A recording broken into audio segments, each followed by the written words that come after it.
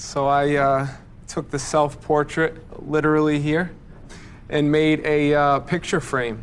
But my self-portrait isn't complete without someone by my side. So I'm gonna turn it and leave some room for someone special, someone amazing. Life is sweet and precious, but to share all those experiences with the love of your life is the most important thing to me. Welcome to Bachelor Party. I'm Juliet Litman. I am joined today, she's back, Nora Princiotti. This episode is brought to you by eBay Authenticity Guarantee. eBay knows that when it comes to jewelry, authenticity is the real gem. When you see the blue check mark that says Authenticity Guarantee, it means your next piece will be carefully inspired by jewelry experts and will always be worth its weight in gold. Whether you're looking to make a statement or build the perfect everyday look, eBay is making sure you get the real deal. With eBay Authenticity Guarantee, you can trust that jaw-dropping piece will always arrive jaw-droppingly real. Ensure your next purchase is the real deal. Visit ebay.com for terms. This episode is brought to you by Visible. Maybe you've already let your New Year's resolution slip. We all have, but you can still make a 2 year's resolution with Visible. Right now, you can get a one-line wireless plan from Visible for just $20 per month for 24 months. 24 months is basically 4 Bachelor seasons. That could be 4 engagements, 4 broken engagements. So many other couples we didn't see coming. It's really an eternity in Bachelor Nation. And that's unlimited 5G data powered by Verizon with no annual contracts. Switch now at Visible.com and use the code VISIBLE24. Don't miss out. Offer ends January 31st. New members only. Promotional rate with service on the Visible plan. For additional terms and network management practices, see Visible.com.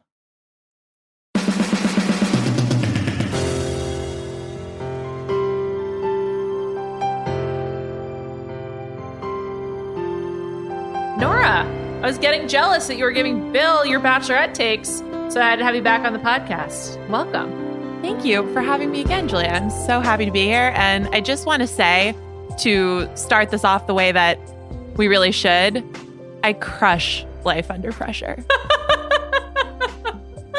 Oh my God. I mean, there just was so much on this episode. It's my podcast, so we're going to go with my rundown. But I'm curious, like, what's your top talking point? Like, what do you most we need to discuss? Because there was a lot.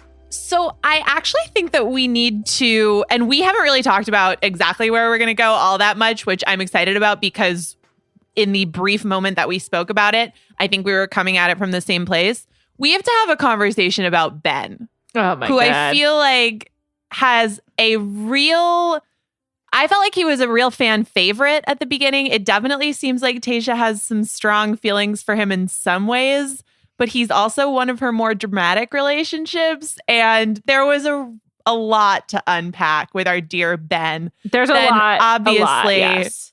the Bennett and Noah drama we will get to. But that was what, aside from some heavy emotional stuff this time around, that was really what stuck out to me. Seriously. The heavy emotional stuff and the Ben stuff we will get to. I'm not ready yet. It's too much. It's too intense. I want to like, save Ben, that. you're holding back.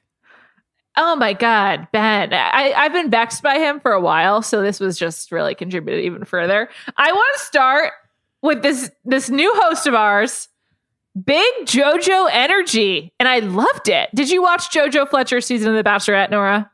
Yes, and she was one of my all-time favorite leads. I'm so happy to just have JoJo on screen. I didn't know how much I missed her until I had her back. I'm so happy to have JoJo back in our lives. I hadn't really thought about this in a while because it's kind of like very 2019, but JoJo has immense amount of BDE, just so much, like that's just the way she carries herself. She's just got a swagger. I think women can have BDE. Yes, I do. Oh, 100%. Like Rihanna. Yeah. And JoJo. Rihanna and JoJo. Yeah, absolutely. BDE icons, female icons, one and the same.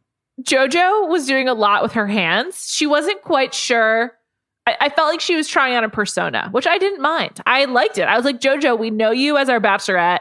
We know you as a little weepy. We know you as behind the bathroom door with Ben on his season.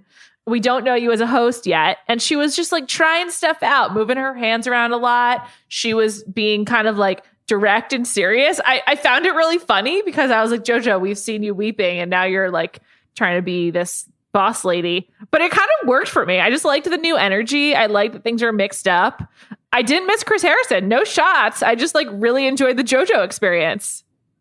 So one, very sweet that Chris Harrison is taking his son to college. That really, like, that was very much worth breaking the fourth wall to me because that touched my heart. I do. Nice. JoJo is the exact right pick for who to have come in and do that. But it did seem like maybe she was a little nervous. Like Chris Harrison, that's big shoes to fill. Even for someone like JoJo who's so confident, it felt like she was doing kind of a Chris Harrison impression, which is a hysterical thing. But she was like meaner. She was kind of like being like Alex Trebek, may he rest in peace. Alex Trebek on Jeopardy always made it seem like he knew every single answer, where like clearly he didn't. And I just felt like JoJo was kind of like similar host energy, where she was just like a little bit like shaming them for whatever it was. Like when she was like, Tayshia will not be having the cocktail party tonight. Like she was just sort of like, what have you all done to do this? I just felt like she was like kind of like mean hot teacher. And again, I thought it was great. I really enjoyed this female energy among these dudes, but I just thought it was very funny. I was just like, she's really like, I wonder if she talked this out beforehand. I really wanted to know what into JoJo's host preparation. Like, what was her pregame? Did she like listen to a specific song to get fired up? Did she talk it through with producers? Like, I don't know. I just had so many questions about how JoJo transformed into this hostess. And is she moving into Chris Harrison's suite? Is she going to like fully live that life for this little period until he comes back? The thing that I thought was cool was that the boys like didn't quite know how to categorize her. Like I think you could see that they are just in a mindset where a beautiful woman walks into the room and starts talking to them, and they're a little bit like, their mind. should we? Like, are we on our best behavior? Like, what do we say? What do we do? And do then she's like supposed to be right. Like she's supposed to be sort of moving the storyline forward, and they're like, what do we do? And I thought that was very fun to watch. It just got off to a great start when like one of the first shots was Tayshia carrying pastries around in her own suite. Did you catch that? And then JoJo brings champagne. Yes. And it's just like, have you guys even met before? It's very possible they haven't. JoJo and Jordan are kind of like doing their own thing. They're not like outside of the family, obviously. I mean, she's on the show, but it's very possible to me that Tayshia and JoJo like hadn't met before JoJo arrived at the La Quinta and like finished her quarantine, and they were trying to like act like they like really knew each other. And Tayshia was even like, you're the perfect person to be here right now. And it's like, is she? What? I mean, yes, she was the Bachelorette, and yes, I think she did a great job. But like, is she the perfect person? Like, based on what? I don't know. Well, certainly not based on, at least to our knowledge, an extensive relationship with Tayshia or intimate understanding of her as a human being. Yeah. However, one thing that I do think they have in common that's really probably informative to that moment, they're just both like clear value adds as people. Yes. Obviously, I don't know them personally, but you can watch either one of those people on screen for like 10 minutes and go just like, you can come to brunch. Like, cool. It'll be fun. Let's grab a drink. Yeah, they are definitely boozy brunch friends, you know? Maybe not your sober brunch when you're trying to like work through your stuff, but like your fun brunch, like meet you on a Saturday. They're Saturday friends, not Sunday friends. That's where I've landed. Sundays are for like emotional hangovers. Saturdays are having fun. That's how I see it. Okay. Thank you. Well, Tayshia and JoJo can come. Yeah, absolutely. They're both like really like just well suited to this lifestyle. They're meant to be in Bachelor Nation. I want to tease one thing up top. The B-side guest this week, coming on Thursday, is Dr. Joe. And Dr. Joe asked me if he should prepare anything for this interview. And my response was, no, but just be aware that I do not want you to go to paradise, and we will be addressing it. And I feel the opposite about Tayshia and JoJo. Tayshia and JoJo, I'm like, just live in this Bachelor Nation forever. It's the right place for you. I'm just like, you guys, you thrive here. I think we'll get to it later, but I feel that way about Easy too. Like, oh my God, Easy also was born for paradise. Just move to Mexico. Just do it. We'll see you there. All right, JoJo, we love you. We're happy to have you. Let's move on.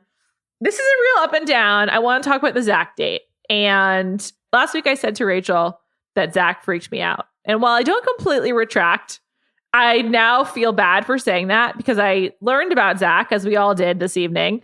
And boy, has he overcome a lot. I just was like floored by his story, which I then Googled, obviously, as the stalker that I am. I mean, everyone does that. And I just want to emphasize one piece of his story that I believe he mentioned on the show, and then he's talked about through other parts of his recovery. Zach basically opted into gallbladder surgery to get the pain medication afterwards. He tells this story in the press, so I'm not like really editorializing here. And I just think that is a really shocking fact. And I find his recovery just incredibly impressive.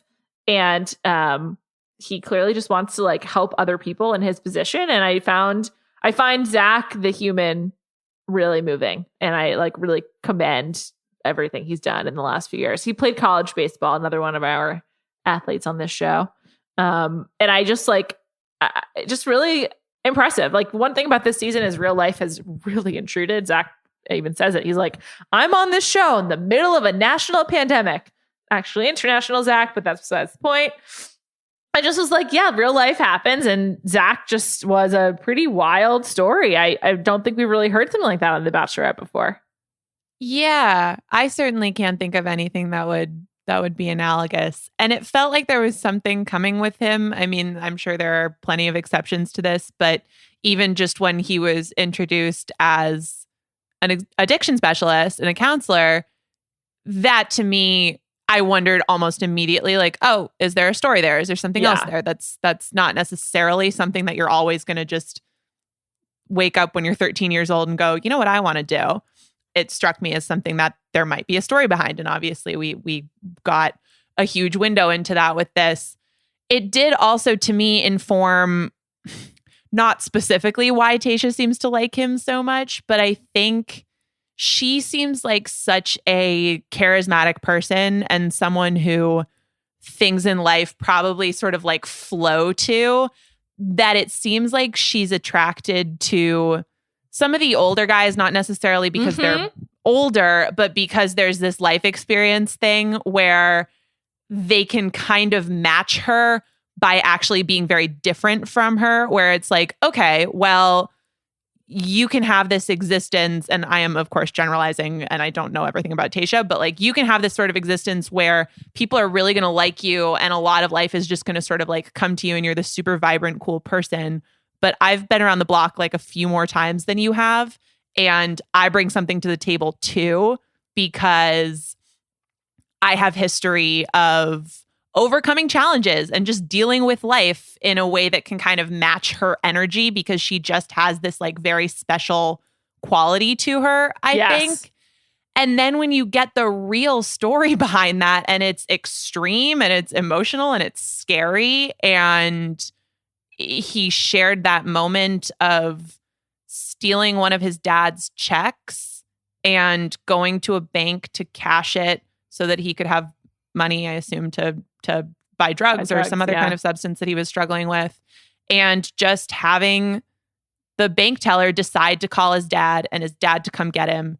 And that time he ended up getting help and really was able to turn his life around. Like, that doesn't necessarily happen, right? You get a different bank teller and they're not paying attention or whatever. Like, people's lives can take such dramatically different paths in split seconds. And it is a little bit weird to talk about in the context of a reality show, because I think when we talk about split second moments that determine fate and lives when it's within the context of The Bachelorette, it's obviously much more trivial. Yeah. But that combination of sharing kind of the path that he's taken to this point, and then backing up this kind of implied substance and this vibe of substance. No, I guess that's sort of the wrong word to use here, but he's a substantive person. A substantive person is what I mean by that. It really confirmed a lot of why she seems to like him, and it made that a much more like complete picture to me. In addition to just making him, absent of their relationship, be an incredibly impressive person. So that was very cool. Totally. And also, he's really funny. He is funny. I like Zach. I like Zach a lot now. I didn't get him. I have some critiques that are mostly related to fashion that we will discuss. But I also was just happy for Tayshia that he's also divorced. I feel like if you are a young divorced person, she's, I think, 29, it's probably she has said, like, it's like she makes her nervous to like tell people. And I'm pleased with casting that they found other young divorced people for her to date. Because I feel like that's like a really like probably must be a big thing to bear when you're going into a relationship. I'm not, so perhaps I'm just projecting. I'm not divorced. But I don't know. I was just like happy for her that she's now shared that with two of these guys. I feel like that's a pretty big deal. BTW love Brendan. We'll talk about him later, but Brendo, as they call him, just love that guy. But I was just like, that was like a really sweet moment. I thought that was nice that they shared that. And Zach made himself like eminently relatable and clearly has like just a really big capacity for empathy, which many of these men do not very clearly. So that was very appealing. And also like, they got one of my least favorite dates that they tend to do on the show, which is like the wedding photo shoot. First of all, the photographer, Franco Lacosta, not his first rodeo. We've seen him before. The shorts. I mean, come on, Franco Lacosta. Maybe he picked those. Maybe production suggested them. I don't know. But like, what a stupid gag. If he was comfortable and he liked wearing that, I'm happy for him. But it was like positioned on the show as part of like his wacky personality. Like he was from Father of the Bride or something. And I was just like, fine, Franco, we get it. I'm not even going to Google you this time. I remember you from last time. Whatever. He was also on, he designed challenges for a couple seasons of America's Next Top Model. Oh, really? So he's just like reality Franco's TV like in the mix. fashion person for hire. Yeah. I liked when he's like, the camera doesn't lie. And it's like, actually, it does quite a bit. Cameras lie a lot. Have you ever heard of Facetune? Have you ever heard of like all these different apps that people use? Photoshop? Cameras lie, editing lies. There's just lying all over the place.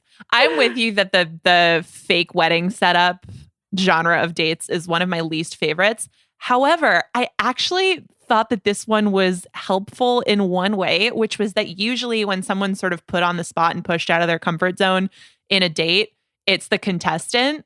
And this one really pushed Tayshia because of having her divorce, been married before and wondering, you know, how it was going to go to talk about having been divorced and working through their date just with that. And that was before. I do think you're right that it's nice that they have contestants who are divorced. And also I think it's probably a bit of smart producing and editing that we don't like, they don't tease that.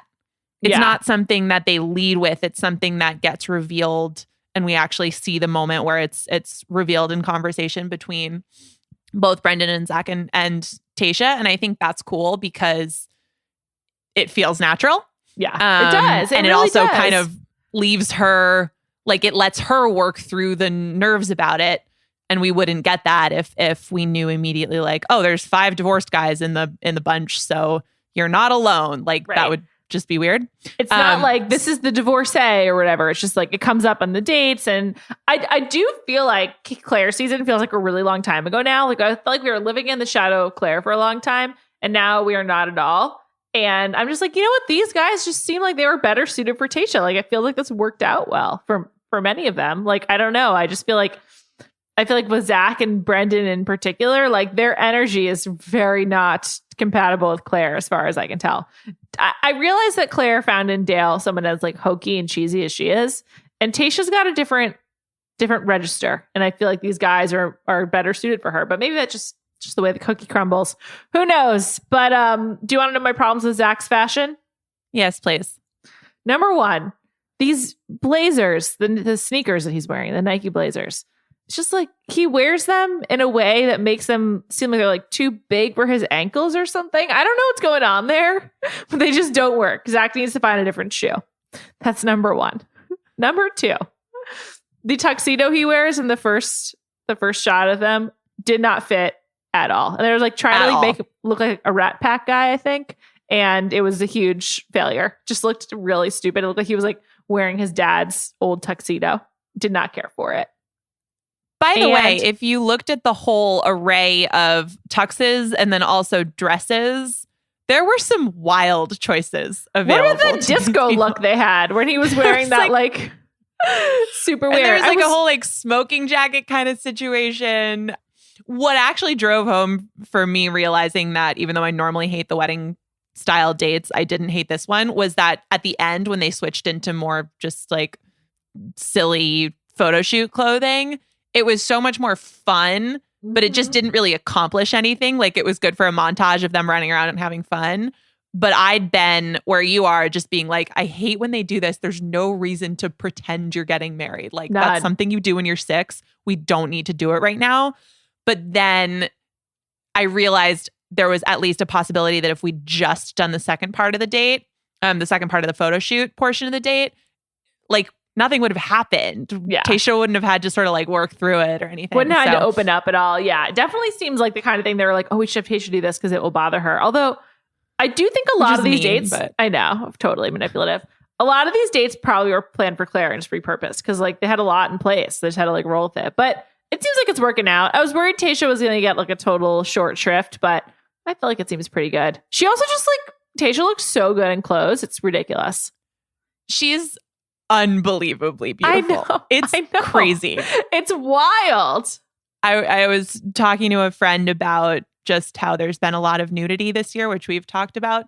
Yeah. And she was like, I feel the same way. But to be fair, if you were Tayshia, like, I don't know if you remember, there was a tweet during like a World Cup. This was a while ago. It was about Cristiano Ronaldo. And it was like, if I were Ronaldo, I would just be shirtless all the time. Like they would have to pass a law to stop me. I think Ronaldo agrees. He's probably like, yes, I'd like to be shirtless all the time. And I think that's like a little bit fair with Tayshia. She's just like unbelievably beautiful. Yeah, it's ridiculous. And whatever she wants to do is fine with me. I didn't like the dress she wore as Zach. I thought it didn't really fit that well, but I was like, whatever. She looks great. Who cares? It's fine. No big deal. I just, yeah, it's completely ridiculous. That said, I hated universally all of the wedding dresses, not a one where I was like, oh, nice dress. No, thank you. They all just look I didn't. It was like the real estate trick of like showing you a crappy apartment before. Yeah. Like, oh, this one's better. Everything that they showed when she was first looking at the dresses seemed deeply insane. I know. And then she came out in a wedding dress that I don't like very much, but was pretty normal, and she still looked very good in. And it was like, okay, Disney version. Yeah. Like Center Street to Disneyland. Okay. I didn't, whatever. Anyway, now we know a lot about Zach. Respect Zach. Good luck. Seems like she's pretty into him. I don't know. I think he's like he's maybe top 3 for me in terms of front runners at this point. Yeah. I mean, I think it's got to be Zach, Ben, we'll come back to him momentarily, and maybe Brendo and Ivan, right? Like those are the ones. I think that's right. I lean Ivan because I like Ivan so much more. We all lean Ivan. Yeah. He's wonderful. He's so wonderful and he's so normal. He's also stunningly handsome as well. Like they would just be like a ridiculously attractive couple. I think he's the most attractive guy on this season by far. I mean, I guess like Dale was up there, but like, yeah, it's Dale and Ivan. Ivan's just, and he plays chess. What else could you possibly want in a real career? Universally recognized as the hottest board game.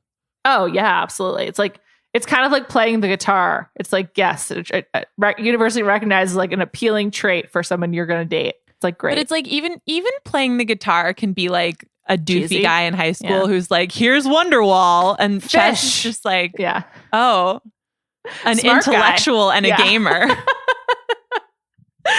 Totally. I noticed that Ivan was capitalizing on the Queen's Gambit fever in his own chess proclivities and his Instagram, but I didn't mind it. It's like, yeah, man, it's your moment. Just go for it. I love Ivan. Honestly, I missed him this week. I was like, I wish we'd gotten more Ivan. It was a bummer.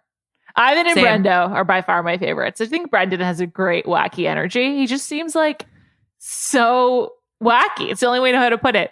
Also, he, like Tayshia, he has an accent that I can't quite place. I'm just like, are you from a cartoon? Are you real? Like, I just like, what is this? I don't know. I love Brendo. So it's funny that you say that because he sounds a little bit like, his voice is actually a little bit like my grandfather's, which is insane to say, but my grandfather, like when he sounds a little bit like an old man. And then my grandfather is from New York City, but when he was 5, his mother died of pneumonia, and he and his brothers went to live in New Zealand with their aunt. Oh. And then World War II started, and they couldn't come back because all of the ships were being used for the war effort. So he didn't come back to the States until he was in high school. And he has this insane, I mean, it's a normal voice, but it's very hard to place because there's a little bit of New Zealand, there's a little bit of New York, and then there's a little bit of just like Massachusetts, like general Northeast, but it's very hard for people to identify. And their voices are actually very similar. So it's funny that you say it's hard to place. I just love Brendo. I like the guys call him Brendo mostly. I'm like, oh, they must like him because they call him that. This episode is brought to you by Reese's Peanut Butter Cups. All right, it's official. I think I've discovered the ultimate coupling of all time. Like any good relationship, they really balance each other out. One is super sweet, and the other, well, they can be a little nutty sometimes. It is, of course, Reese's Peanut Butter Cups, the perfect combination of peanut butter and chocolate. So perfect, some would call it true love. Find Reese's now at a store near you. This episode is brought to you by Visible. Maybe you've already let your New Year's resolution slip. We all have, but you can still make a 2 year's resolution with Visible. Right now, you can get a one-line wireless plan from Visible for just $20 per month for 24 months. 24 months is basically 4 Bachelor seasons. That could be 4 engagements, 4 broken engagements, so many other couples we didn't see coming. It's really an eternity in Bachelor Nation. And that's unlimited 5G data powered by Verizon with no annual contracts. Switch now at Visible.com and use the code VISIBLE24. Don't miss out. Offer ends January 31st. New members only. Promotional rate with service on the Visible plan. For additional terms and network management practices, see Visible.com. This episode is brought to you by eBay Authenticity Guarantee. eBay knows that when it comes to jewelry, authenticity is the real gem. When you see the blue check mark that says Authenticity Guarantee, it means your next piece will be carefully inspired by jewelry experts and will always be worth its weight in gold. Whether you're looking to make a statement or build the perfect everyday look, eBay is making sure you get the real deal. With eBay Authenticity Guarantee, you can trust that jaw-dropping piece will always arrive jaw-droppingly real. Ensure your next purchase is the real deal. Visit ebay.com for terms. Let's talk about the art date. I was going to get into Noah versus Bennett, but let's talk about the art date. I mean, the art date started out as like good hijinks and then just became like being hit with a Mack truck of sad stories. And I don't want to downplay anyone's life experience, their trauma, what they're going through. That is not my intention at all. But like the bam, bam, bam, bam, bam of all of these like sad stories and like emotional reveals just became like a parody after a while. It's just like, this is like actually doing all of them a disservice. It reminded me of like an outtake from Old School or something where like everyone was like standing up and sharing the worst thing that ever happened to them. I don't know. I just like, it did not sit well with me. And I just thought it was like super weird. Did you have a problem with it? I thought it was a little strange. I mostly had a sequencing problem with it. There are odd forms of currency on The Bachelorette, right? And like one of the things that was a little bit tough for me about that date was we're simultaneously working through some of the Noah Bennett stuff, which has all these undertones about money and where people are from and privilege. And then we're also talking about everyone's various traumas and life stories. And it mixes up this weird stew of like the sort of currency of tragedy porn on reality television. Yes, that's a great way of putting it. With like real life currency, which is something that factors into a lot of relationships, but people feel uncomfortable talking about. Extra uncomfortable in the world of The Bachelor or The Bachelorette, where like we sort of pretend that money and where people grew up and where they went to school and all of that stuff like doesn't exist and shouldn't matter. And it was very uncomfortable for me to have those things kind of like play out at the same time, because then you get into these weird situations where it's like a bad thing if you don't have a counter to somebody else's like deepest, most horrible anxieties and the things that have happened in their life. And then we got to the thing with Ben. Yes, that's exactly. And then it leads to Ben. And you're like desensitized to trauma. And it was just like really confusing. So this is the story with Ben. Ben basically goes last. At least it was edited this way. I was trying to figure out if he actually did go last with his reveal. But Ben sees all of these guys opening up to Tayshia in front of everyone. It was sort of like everyone stood up and like just shared. It started off as like, here's why I want to be with Tayshia. Like, here's how I see my future life. And like Ivan, they had to draw like their future, I believe was the task. I think it was a self-portrait. Oh yeah, you're right. They had to draw a self-portrait. You're correct. And Ivan drew like a puzzle with a missing puzzle piece and was like, this is who I am. And by the way, one of his pieces was money. It was like family, money. Like, which I was just like, I thought that was weird, but also perhaps realistic. I don't know. Ivan did this puzzle. It was like the missing piece is like me and my wife. I was like, okay, very sweet. And then Brendo just holds up a wood frame and like puts his head into the frame and then makes space for his future wife. Very, very cute. I did not like that. Why Tayshia not? seems to love it. He did no work. He did nothing. He did absolutely nothing. I've been to a birthday party or like a company event in the last 4 years where they have those stupid like Instagram things that you hold up and you put your face behind. Like, I've done this trick. I've seen this. Okay. He brought nothing to the table. Art and crafts is literally my worst nightmare. When I was a child and like I had to go to art class, I just was so flummoxed. I hated it. And like I would find reasons to get out of it. I can't draw. I can't do anything. So I would have pulled a Brendan. So I really related. Like I cannot draw. I cannot even doodle. Like all I can do is write my name over and over and over again. That's how I doodle because I have no skills. Like I can't do stick figures, nothing. So I really related to Brendan in this moment and I liked it. It reminded me of the type of thing where it's like you hear about some crazy art installation where, you know, pieces are going for $20,000 at some gallery in Soho. And then it's just like models holding up totally empty picture frames. You're like buying the model. What's the situation here? Does the emperor have any clothes? So it starts out like fairly like just benign. And then like Riley goes and it was cool because we haven't learned a lot about Riley. And Riley drew a picture of basically like how he looks forward to having a daughter and tells a story about how his mother was like how unusual for someone of when he was like in his young 20s to like be so looking forward to having a daughter and explains it's because his own mother was absentee and like wanting to create his own family. And that was cool because we haven't really learned a lot about Riley. I was glad to like learn more. And then we just like, you know, actually part of Ivan's story was talking about how his father had cancer and a heart attack and wanted his father to see like his family. And it was just sort of a lot of like family reveals and it was increasing intensity, I would say.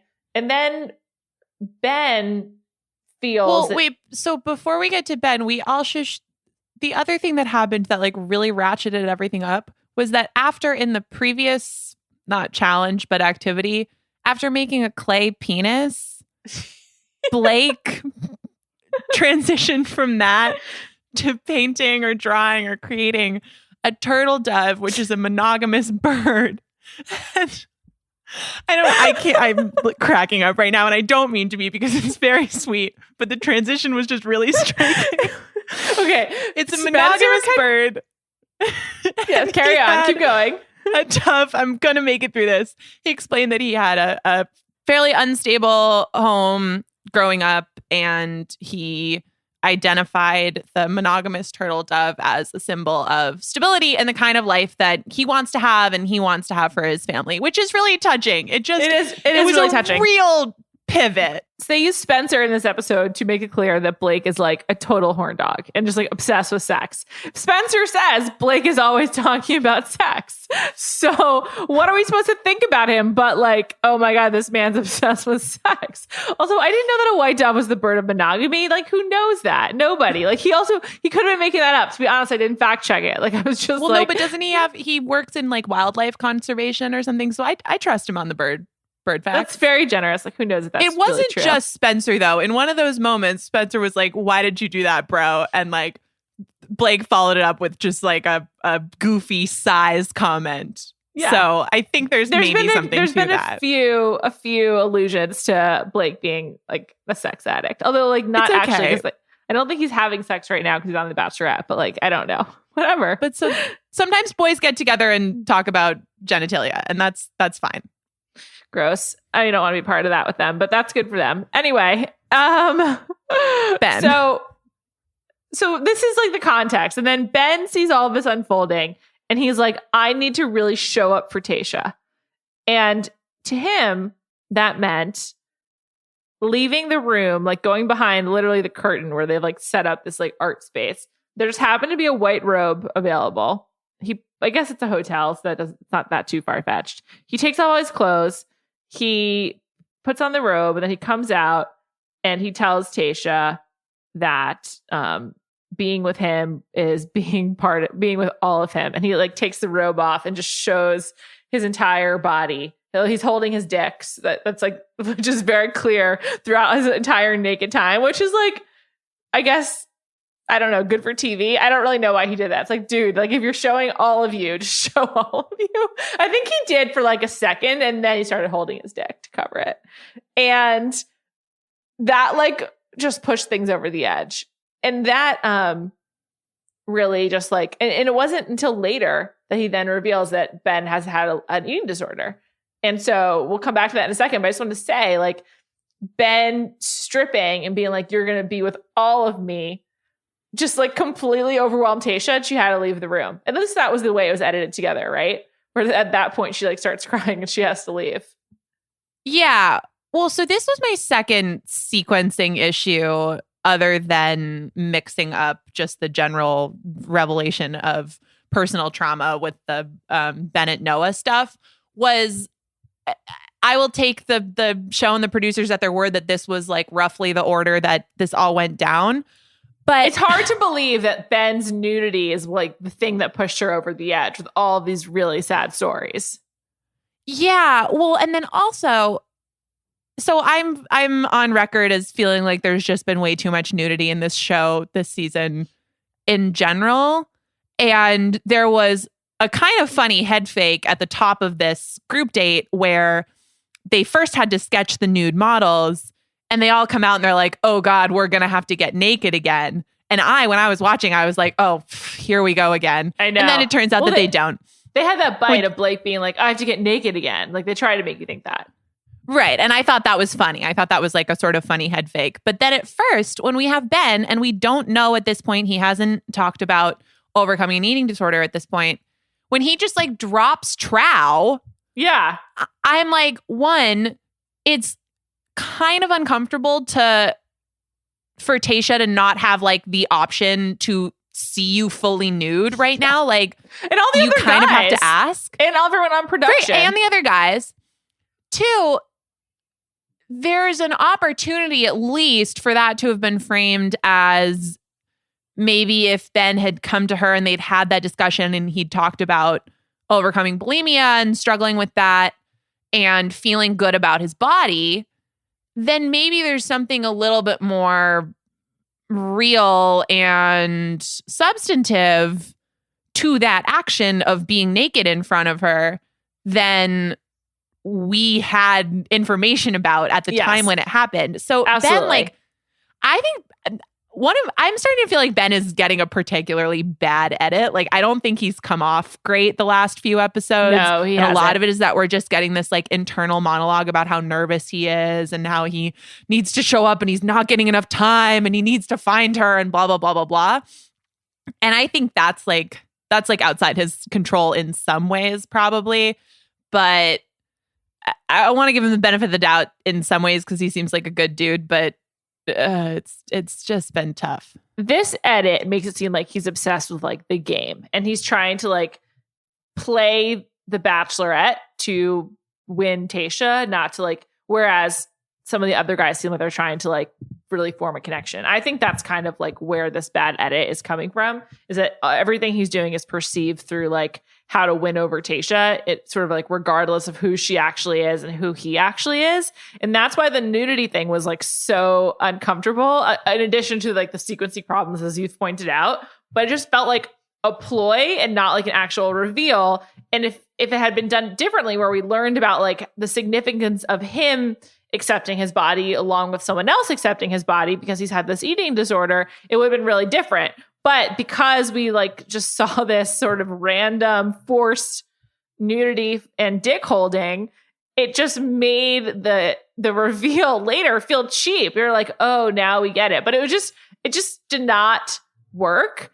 And it was very confusing. And made you like, it sort of like desensitized you to the actual very serious bulimia, which is, you know, is a very big deal. And also, like, obviously he has a lot that he's worked through to get where he is and have the body that he has. And so it was just like, was very, very uncomfortable and made me feel bad for Ben, but also it's just like, this is bad for like everyone when this kind of thing happens. Like, it just makes everything with the show like kind of uncomfortable. And I don't know. It just didn't. It was just like the escalation of like these like seriously sad stories into Blake being a total horn dog and then Ben being naked was very uncomfortable and didn't work, and it's bad for everyone, as I've now said many times. Yeah, and Ben did end up getting the group date rose, but the problem with that, and part of this is just the difference between a one-on-one date and having all that time versus being on a group date, is that the difference between something like the Zach date, where it really seemed like they talked about stuff and they learned about each other and were genuinely reacting to learning about the other person's life and things that they've gone through. Like, sometimes the roses seem like a carrot, you know? It seems like you did the dance, you did the extreme thing, you talked about your bad stuff, here's a prize. But it doesn't feel like it's based off of any sort of real connection. And I think part of that is, one, just what we see from their on-screen chemistry, but two, the sort of jump cutting around feeling of like, here's Blake with the clay dick, but now we're talking about an eating disorder. Like, it's whiplash. Yeah, it really is. And they just were like going for too much emotion. And then like emphasizing how overwhelmed Tayshia was just like, this all feels very cheap. And it was very just odd. Very odd. Really weird emotional register this season in general. Like, it's just like a lot of like peaks and valleys. And I think it's particularly weird because like when Zach like points out that COVID is going on and like he's on The Bachelorette, you're just like, wow, this is like a pretty existentially confusing time. Like, we're indulging in this wonderfully frivolous television show while all living through a pandemic, including the people we're currently watching on TV. It's like there's enough going on, you know, it's emotional, like, let alone, we don't need to like dial it up with this clay dick, you know? It just is bizarre.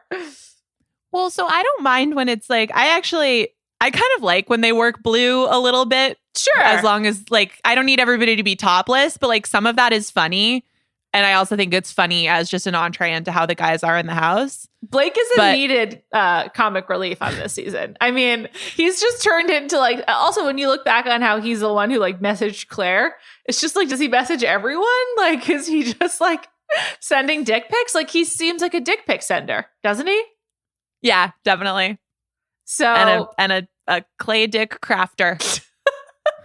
It makes you wonder what was going on between him and Claire in those DMs. Yeah. Well, but so, okay, to your point about just the broader context globally in which the season is taking place, the worst that felt like was with Claire, right? Where it felt like we were watching someone kind of have a breakdown like on screen over the course of several weeks. And while some of that might just be because of her, it's hard to see how that wouldn't have been exacerbated by being isolated and being by yourself and also dealing with a sick family member for however long before doing this. And like, nobody's circumstances are perfect. So like, you do what you can. But again, it just, the rough edges when they pivot from hyper emotional to like, LOL penis, it's tough. LOL but that's penis. life, baby. That could be the name of this podcast episode. LOL penis. Love it. I mean, I'm thankful for Blake. This Thanksgiving, I'm thankful for Blake because needed some laughs. Also, I'm thankful for Spencer. He's like a good straight man for all this stuff to like tell you what's going on. So Spencer and Ed, I cannot figure out. And I think I would be able to figure out either one of them if the other one wasn't there, but they kind of toggle in this MC role, and I don't fully understand. Ed is a lot more baffling to me. Spencer is a total, Kaya can, I bet, identify this as well. Kaya, my producer. Spencer is total Santa Monica guy that you see at the bar. Like, I know he's not actually from Santa Monica, but like, he's just such a West Coast bro to me. I'm just like, I've seen this type. It's just like you hang out at a bar close to the ocean and you just have like 5 guys that you're always with, and like you have like a counterpart group of girlfriends. Like, I just know this type. So like, Spencer, I just like, you're very generic to me. Good luck to you. You're not winning this show. Okay, fascinating. That's how I feel about Bennett. But Spencer is very like, I've spent so little time on the West Coast. Spencer is very foreign to me. Yeah, Bennett is like, could be on Southern Charm, Friends of Chaperones. Like, Bennett is really should be in like do you watch Southern Charm? I've seen. I'm not thoroughly in the universe. Bennett, if he's from Atlanta, he's like totally a Shep Austin Craig friend. Yeah, like 100%. But so anyway, Spencer is just like, he's a total type. It's a West Coast genre of man. And should you ever live on the West Coast, you too will encounter him.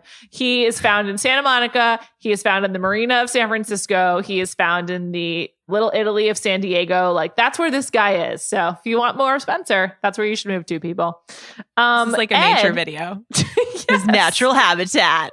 His natural habitat is Vans with jeans and a plain t-shirt seen at the Lincoln in Venice Beach. Ed is a lot more confusing to me. And that's because Ed is from Florida. And Florida people, it's just a fucking wild card. You don't know what you're going to get. And I don't know what to make of Ed. I agree. Glasses Ed is very different than no glasses Ed. And it's just like an entirely different species. You're like, oh, you're blind. You have really thick glasses. Interesting. A little bit more sympathy for you. Ed carrying the baby is like totally different dude. That's just like someone who wanted to be in The Hangover. Ed he's a blank canvas. We probably should outsource this to a Floridian. Maybe someday I can do a phone a friend to Kevin Clark and just be like, explain this man. Like, ask him on do Sunday what you night. just did for Spencer with Ed. Ed is super confusing, but Ed will be a Bachelor hanger-on. I could tell he's not going to make it big in this Bachelor Nation. I don't think he's got enough energy around him, but he'll try. He reminds me of Mikey G. Do you remember him, Mike Garofalo, who was also like a lawyer and whatever. Anyway, that's Ed and Spencer are just like 2 generic white guys. You either know the genre or you don't. You brought up Bennett. Let's just talk about Bennett. So the sort of subplot or the A plot to the B plot, I guess, to the art date was Bennett versus Noah. It's where their rivalry began to intensify. Bennett makes Noah seem really dumb, and it's kind of funny. I don't think Noah is that dumb, but like Bennett just like fucks with him in a very like older brother type of way. And it began with him like not allowing Noah to share a table with Bennett so that Bennett could. And it was just like a very like, I don't know, like a teen movie kind of move. And I was just like, okay, I don't really find Bennett that entertaining. I think in real life I would like Bennett, but like Bennett on the show this week, I was just like, this is actually really dumb to me. And it's just sort of like, it's borderline bullying. Like, not to get too serious. I'm just like, it's not that nice. Yeah, so I don't have a ton of sympathy for Noah, because here's the thing is that Bennett goes over to Noah when Noah's sitting at the table that Tayshia is going to be sitting at and says, get up, that's my seat. And then Noah just does it. Like, don't do it, man. Hold your ground. What's wrong with you? For some reason, Bennett reminds me of Paul Walker's character and She's All That. R.I.P. Paul Walker. Like, that's like kind of just what I see. It's true. I don't know why Noah goes along with it, but he came in later. He is a lot younger. He's probably intimidated. He seems like a sweet guy. I just want to say the number one thing about Noah, he fucking wears socks and shoes. These other guys just wear sneakers and no socks, and I'm so sick of it. Noah has the decency and respect and courtesy to put on a real shoe and sock combo. Thank you, Noah. So that's an incredible point. That shows actually a maturity beyond his 25 years. Yes. I do. So I'm a Bennett defender. And I will say that I think this was his toughest episode, because Bennett's a lover, not a fighter. And when he's doing the like, I'm going to talk really slowly at you and say, go back to Oklahoma. Like, it's just not fun. Like, when he's like, this is where we begin to folly. It's like, okay, go back to The Great Gatsby, man. No one asked. Okay, I loved This Is Where We Begin to Folly. I thought that was phenomenal.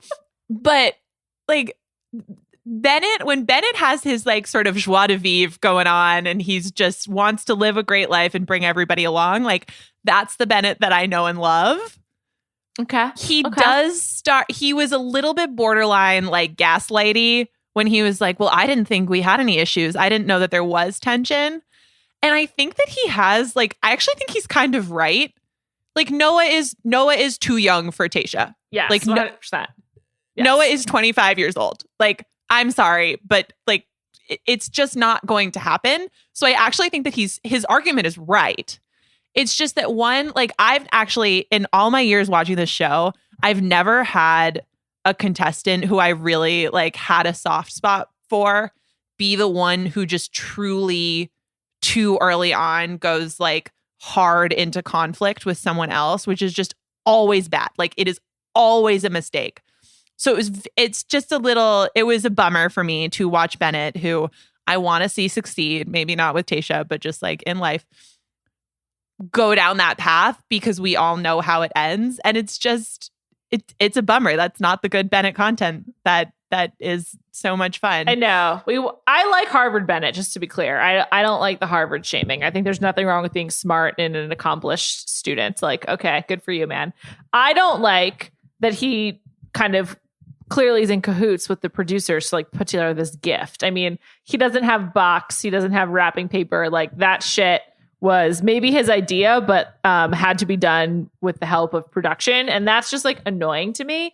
There's a way to be a star of the show while not being like just a pawn or like very clearly like engaging in like production's silly ideas, which he's now done 2 times. And I don't really hold the opening against him when he came in like Christian Bale in American Psycho. But I did find the gift thing, like, while I guess, provided a good 5 minutes of the show, I thought was just like really like just like too much for me. The emotional intelligence lecture, though, was pretty funny. I was like, I should talk about this more often. It was funny. And also I thought that it was art of war stuff, right? Like, he comes in and at first it's like he's making a nice gesture with the gift. And the first thing that he pulls out is the red bandana. And he says, it's red because I don't want there to be bad blood. And we had a conversation early on about our cowboy days, which, did I miss something? I would love to hear about Bennett's cowboy days. I don't think you missed something. I don't think we've heard about it. Right. So I just would love to hear about that instead of all of this fighting. But so I didn't mind the gift, but where I'm with you on that is like, it feels like the ways in which he's in cahoots with the producers runs 2 ways, right? Because I would really like to believe that he is self-aware enough to not be going this hard into his persona on the show. Like, I really want to believe that the actual Bennett probably would have had the self-awareness to not be like, oh, out of clay, I made our New York apartment and our Hamptons house and our California house. And I didn't get to the ski chalet and the Paris pied-à-terre yet, but ha, step over lip, old chap, or whatever. I liked it. Dream big with your real estate. I support that. I was like, yeah, I'd like to have houses all those places. A lot of taxes to pay, but okay. I'd also, whatever. I would like to say that I wish Bennett luck in his conversation with the Boston College Women in Business tonight, which I saw on his Instagram. Really? Oh my God, yeah, fun. Doing a little Zoom session with the ladies. How do we get in on that? I'm positive I would like Bennett in real life. He seems fun, honestly. I just like this, the lecturing of Noah when he's wearing a gray suit with white sneakers and no socks is just like, what are you doing, man? But I thought... Okay, but Noah's outfit was worse. The suit... But he's 25. And right, and that's not like what Noah is bringing to the table. He's not trying to be like, I'm Mr. Suave. But that was one of the worst things that I've seen on this show, was that like blue suit with the patterned shirt underneath it. It really, when you are asked to bring your A game, 2 men enter, 1 man leaves, and that is the sartorial decision that's made, like, I have some real problems. I think that he has a very punchable face and like actually should be a villain. Like, Noah looks like a jerk to me, but he's actually kind of sweet and like just like wants people to like him. I don't know. Like, he's actually 25. Like, very confusing. I know. He's just like a 25-year-old boy. He doesn't know what he's doing. I don't think 25 is like that young in the context of The Bachelor. I mean, It's not. In the context of The Bachelor, it's not. Maybe this season specifically, but we've had plenty of 25-year-old guys who aren't like just so as completely clueless as this Noah character. It's actually kind of weird. I'm just like, what have you been doing, man? I don't like either of them. I guess where I'm netting out here. Actually, I do like Bennett. I didn't like this sort of overindulgent lecture. I would not. Yeah, he's taken a turn. Noah, you're so right though. Like Noah accepting it, where he's like, "I'm gonna let you keep going if you let me talk as well." It's just like, no, just cut him off. Like, stop it. Like, don't let Bennett do this exegesis. Right. Well, and that's where I'm like, okay, Bennett's being a little bit of a douche about it, but like he's right. Yeah. Yeah, I know. It's just he is right, but he's just being super annoying. Noah's just got to go. I'm done with him. Yeah. So that said, I'm not ready to part with Bennett. I'm ready to part with Noah. And we don't know. So that episode ended with Tayshia going, "What's in the box?" Yeah. And then we see like her close the door, but we don't know who. I predict they both was sent go. away. That's my guess. We don't have a lot of weeks left. I just want to say, like, we've got like 3 episodes left. We got stuff to do. Where's her family? You know? She dropped the hammer on Easy this week. He got a one-on-one that was like a throwaway date, haunted house, like weird infrared camera. Couldn't really see them. And then he's like saying he's really falling for her, and she just stonewalls him completely blank. I was just like, oh, that's cold. And then no rose on the 101 is very harsh. But Easy, he'll be in paradise, that's for sure. Yeah. As soon as she was wearing that super lime green dress when they went to dinner, I was like, uh-oh, this is not, like, that's just not it's not a fairy tale dress. It looks great on her, but it's not a fairy tale ending outfit. It is really good. She looks great in all her clothes. I feel like she looks great in everything, but it's like there's some outfits you wear because you think the item of clothing is cool, and there's some outfits you wear because you're like, I look awesome in this, and it's exactly what I want to be wearing in my like mental picture of this moment that's super important to me. I don't think you pick lime green for a first date, like for a first alone time together. It's just not the color you go for. If you're Tayshia, you pick it because you think it's a cool dress and you like wearing it, but not because you're like, this is a super important evening to me. Yeah. I think that's a good call. And then and then he was like, I feel like I'm falling in love with you. And she just had this look on her face like blank. She was like, oh, get out of here. We gotta. And like you can even see it on the date, right? Where it's funny and it's silly, but it's not romantic at all. And like Easy is so great and has so much natural charisma with like basically everyone. But that's the problem, is you could see all the guys in the house being like, oh, well, I think Easy's gonna get the rose. Like, he's such a great guy. But then it's like, yeah, you guys think that because you have just as much of a relationship with this guy as Tayshia does. Yeah. Because he lights up a room, but like they haven't, there's nothing nothing there. She seems to like the really intense guy. Like, she seems to respond to Ben's intensity and Zach's intensity, and even Brendan. I mean, good old Brendo, who just like, you know, also recently divorced, and he's way less intense than Zach and Ben. But I don't know. She's just into this, like, she wants to like lock eyes and really just connect. But she doesn't really offer that much back. When these guys tell her like these horrible things, she's just like, that's a lot. That's a lot. It's a lot. That's her catchphrase. It's a lot, which is true. 2020, it's a lot. But that's kind of as far as it goes. Well, Tayshia, I think, has been such a good lead in that she seems like someone who she's just great to watch. She's awesome at sort of orchestrating the show, and the guys really like her. So it makes for a compelling show. I think the only thing that I would wonder about, like if I sort of knew her vibe and personality before seeing this, is like, do you ever get the vibe that she kind of doesn't need this, right? Like she would do so well in the world and could so easily meet so many people, and is, you know, she's still contrary to what we might think about the age math of this show. Like, she is a very young woman she can go do all these things. I think she's been really good because every time she gets to a moment where I start to be like, you're too good at this. Like, you're too good at when you sit down right before you go to the rose ceremony, like picking up or at the beginning of a cocktail party or after a group date, picking up the rose and then going one by one, like, Ben, you were really good about opening up about this. And Brendan, you did this. And it's like she's so polished in that way. But whenever she starts to toe the line, at least to me, of you might be a little too good at this, she will do something at least just a little bit vulnerable. Like at the beginning, it was the stuff about, I'm worried that they're here for Claire and that they're not going to be right for me. That always pulls me back in. And I'm like, okay, I feel like I'm on this journey with you and we're all on the same page. I do wonder how that will go as we get further along into this, because you're right. Like she does respond to a lot of things by kind of it's just generic responses. She doesn't really open up. Yeah, and it's like she moves the conversation, but she doesn't really give back. Yeah, she's a really good host. Like she could almost be in the JoJo role. She kind of moves things along. She asks the right questions. She's like almost like interviewing them well. You know, she is pretty good on her podcast, so doesn't surprise me. She's on Clickbait, which had Natasha on. I'm jealous. I love Natasha. Joe sucks though.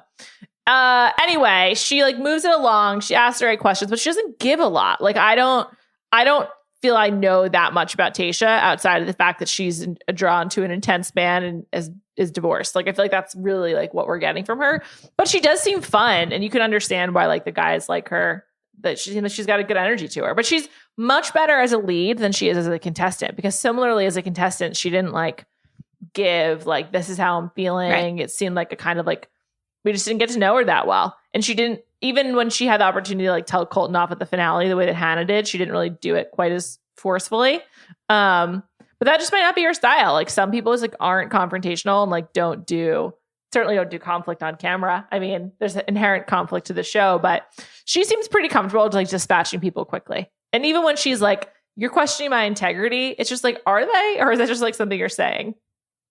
Yeah. Like I actually wish that Bennett had gone a little bit further when she said that at the end with him and Noah, and he was like, well, I don't think that's what I'm doing, but then kind of dropped it. And I was like, no, actually it would be helpful if somebody said, no, I'm a person. I'm looking at this situation and I think that like I bring a lot more to the table here. So I said that. Yeah. And sue me. Like, yeah.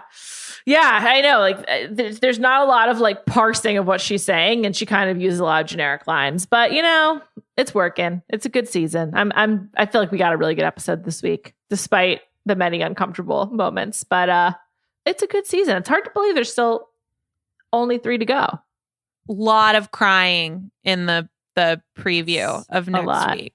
So maybe that's when things will like really get real. Worried about Brendo. Brendan's like me with any work project. Worried about this timeline. Feels rushed. I'm just like, I know, Brendan, been there. I love that guy. He's such a character. He's just so confusing to me. I'm as confused by Brendan as you are by Spencer. So that's why I'm interested. I'm confused about him on reality television. I know. And then if you look at his Instagram, it's like he's trying to be a thirst trap. It's not really working because we see him on TV. It's just like, this isn't you. He's a Massachusetts man, though, Nora. You could seek him out. Oh my God, no way. Yeah, I think he's from like New Bedford. I'm trying to. I guess that would be mean to out someone in this way, and I can't remember who it is. But there's one Bachelor universe person who's like just famously pops up on everybody's dating apps in Boston. Oh, cool. Someday I'll remember. Maybe you'll find Brendo. I also saw that Connor from whose season was it? Hannah? I think it was Hannah. Yeah, tall Connor who couldn't really talk. He was in Buzzards Bay over the weekend for Thanksgiving, or near Buzzards Bay, which is like near part of Cape Cod. And I was like, oh, interesting. I didn't like take him for an Upper Cape kind of guy, but perhaps he's just taking that ferry to Nantucket. Who knows? I was intrigued. He was just doing some SponCon for like a seltzer or something like that. So anyway, Brendan, he's in your neck of the woods. If you'll hear his voice from afar. It'll be like it'll call to you. It's sounding like your grandfather. You can investigate why this strange man ended up on TV. To be clear, I love a weirdo. I love weirdo. That's why I'm so into Brendan. My grandfather, also a Massachusetts resident. On Thursday, we got Dr. Joe. I'll be talking him out of a long Bachelor Nation career. I hope he doesn't mind. Nora, thank you so much for joining me. This has been really fun. This has been a blast. Juliet, thank you so much for having me again. And I promise that I actually probably can't promise you that I won't talk about The Bachelorette with Bill, but maybe someday we can all talk about it together. That'd be wonderful. But yeah, we'll make that happen. Also, don't forget to ask Kevin Clark on Sunday night's Ringer NFL show if Ed is a typical Floridian. We need to know. I'll be back on Thursday. Thank you so much for listening.